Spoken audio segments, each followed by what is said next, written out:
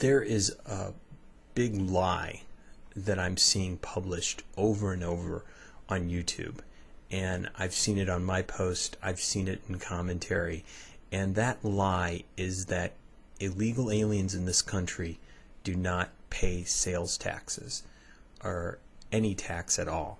In other words, they're here, they're using our welfare system, they're using our public school systems, they are going to our hospitals for free, and they're sucking funds out of that, and because of that, that's a great drain on our society.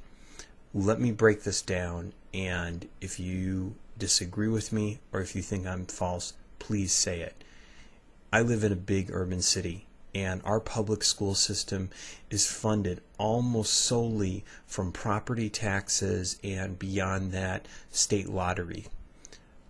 Immigrants, illegals who live here, as in anywhere in the United States, either rent or own a property and thus pay taxes. So when they send their children to these schools, they are paying the same as any other citizen would who is sending their students to public schools. But let's take even another issue, which is that of the public hospital system.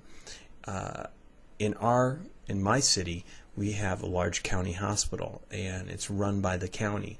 The funds, the tax dollars that come to pay for that are primarily in sales taxes. So an immigrant who's here has to buy things. They have to buy food every day.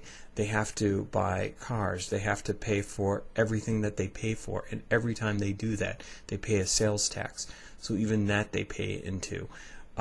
Let's take even another one, because this is one that everyone complains about. They say that illegals do not pay any sort of payroll tax. Well, if they have a fake social security number, which many of them have to in order to work, their employer deducts from their paycheck every couple of weeks federal income tax.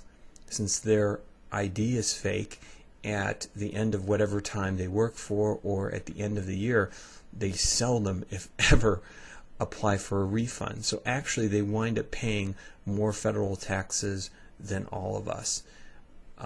That's the breakdown. That's what's going on.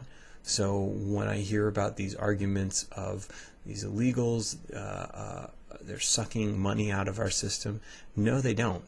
And the problem in the United States is that we want to have it both ways.